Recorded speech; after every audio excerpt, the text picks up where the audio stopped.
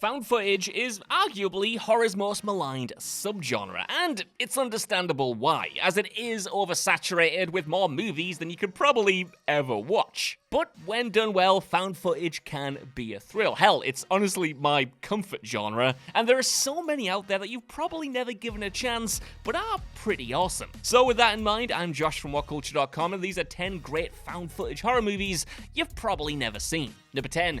Incantation. Okay, so Incantation is bottom of this list because, honestly, it's far from perfect. It's too long and occasionally too predictable, but is constantly engaging thanks to its balls-to-the-wall plot, constant scares, and surprisingly emotional through line. And it all starts so unassuming, almost like a Paranormal Activity tale about a mother reconnecting with her young, estranged daughter. After the two move into a new flat, things start getting weird. You know, doors moving on their own, an invisible force only the daughter can see, those sort of supernatural shenanigans. Intriguingly though, Incantation doesn't stay in this familiar territory for long, moving on to tell a rather gripping tale of a curse that's affecting people all over Taiwan. With its blend of subgenres, locations, and characters, there's always something new to be scared by, and while it does meander along the way, Incantation thankfully concludes with a killer ending that manages to leap beyond the confines of the screen right into the viewer's own home. Number 9. Where? There are certain horror subgenres that found footage movies usually center around. Possessions and hauntings are great fodder to be caught on tape, while zombie apocalypses are also a popular fit. Of course, since the found footage resurgence in the 2000s, we've seen the subgenre naturally spread its wings to focus on other subjects. You know, Bigfoot, trolls, aliens, vampires, and with Where, we get an underrated found footage movie all about werewolves. Now, you might see the director of this movie, that being William Brent Bell, and think I'm talking absolute nonsense here. And admittedly, the guy doesn't have the best track record, delivering one of the worst found footage movies in The Devil Inside and Drek Like the Boy 2. But he has made good movies like the original Boy and the recent Orphan First Kill, and Where is another rare winner. Blending elements of police procedural, courtroom drama, and werewolf action, Bell's flick filters the body horror that's expected from this genre through the personal, claustrophobic lens of the found footage framing. The werewolf itself is suitably menacing and powerful, as you'd expect, and while it's not as grand as its contemporaries, it does exceed the scale of usual found footage movies. It's low down on this list for a reason, but it's absolutely worth checking out for fans of either subgenres. Number 8. Deadstream. While we've talked about Deadstream a fair bit on the channel, the genius of filmmakers Joseph and Vanessa Winter is still shockingly overlooked. In 2022, they dropped one of the most energetic and exciting found footage movies in years, with the married directing duo crafting a story around Joseph Winter's character Sean, an OTT content creator attempting to win back his audience by live streaming a night in a supposed haunted house. And it's really Winter's performance that anchors the whole flick.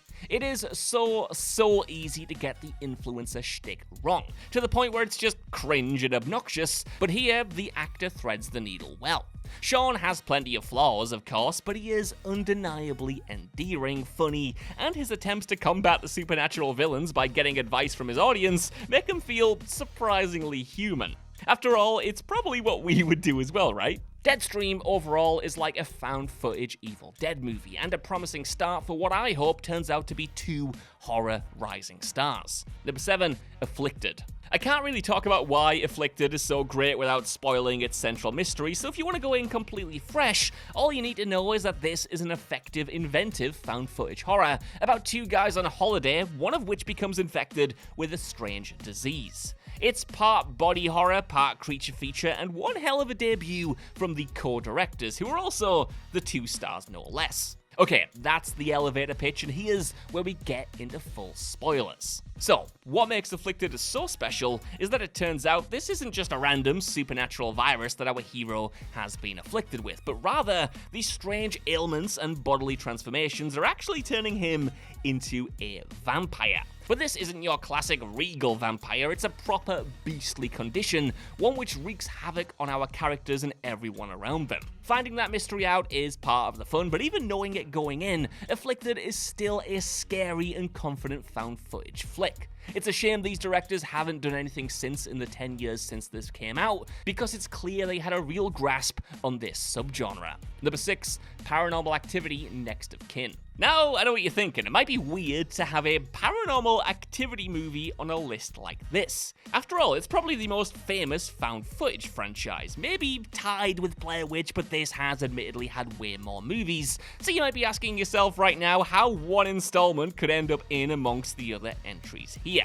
And that's because despite being the most recent Paranormal Activity movie, pretty much nobody saw Next of Kin. Dumped on Paramount Plus and quickly forgotten about, many wrote it off because it's not really a Paranormal Activity movie.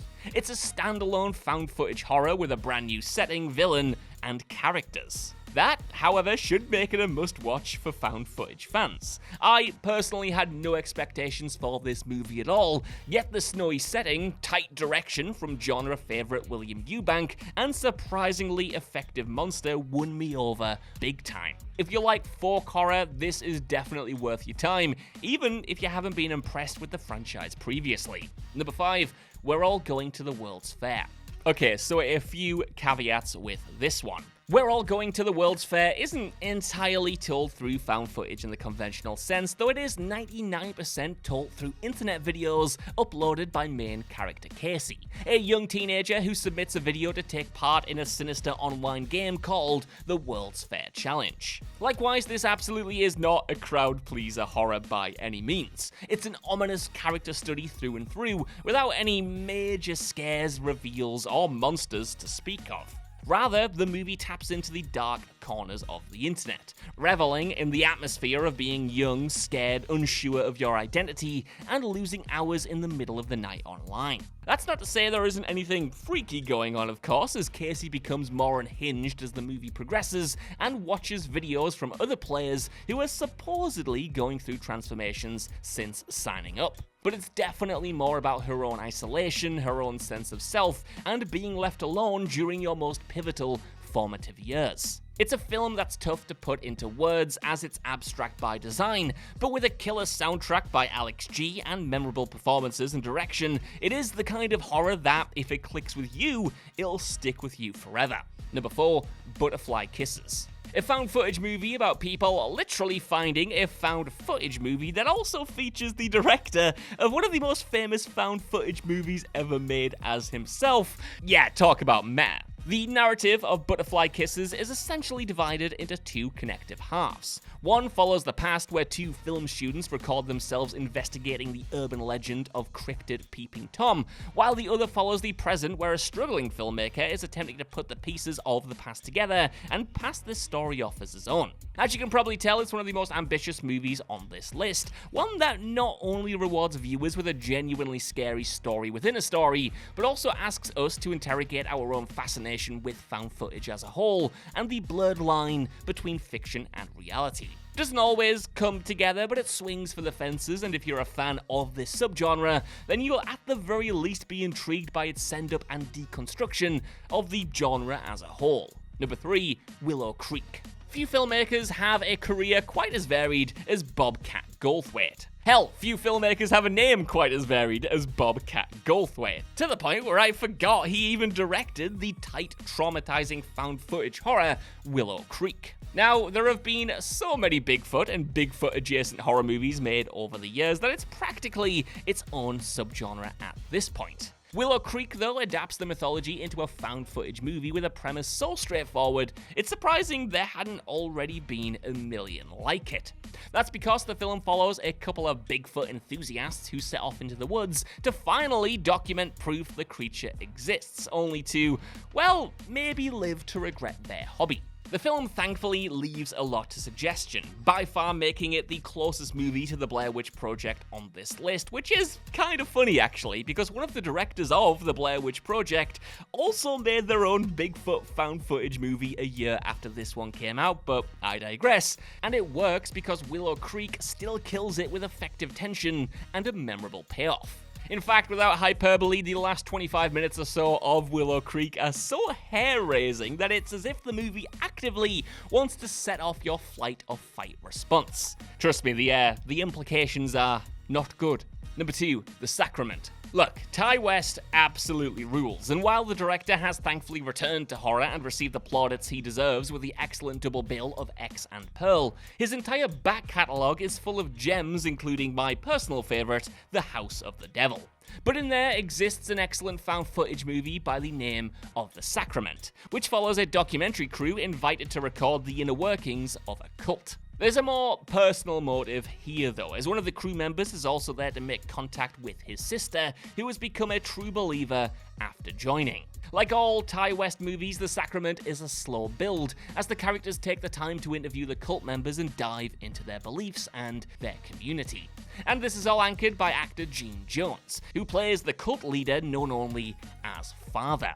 Like so many depictions of cult leaders, Jones plays the part with charismatic menace. He's someone we know deep down is no doubt capable of terrible, terrible things, but he presents himself with enough conviction to make you think that maybe, just maybe, he actually might have good intentions at heart. Well, it's probably no spoiler to say that he doesn't, and after simmering for a while and trapping our characters further in the belly of the beast, we make our way to the inevitable end. It's gritty, grounded, and a rare human found footage tale, but that's what makes it all the more harrowing. Number 1, The Borderlands. Sometimes you watch a movie and even if it's not the best you've ever seen, you just know you're going to be recommending it forever.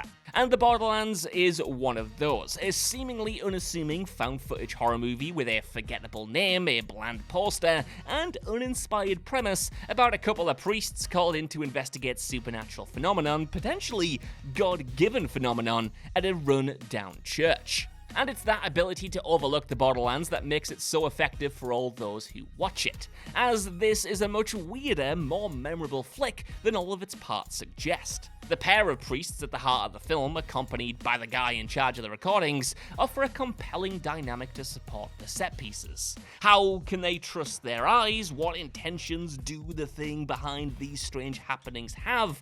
Is something supernatural going on at all?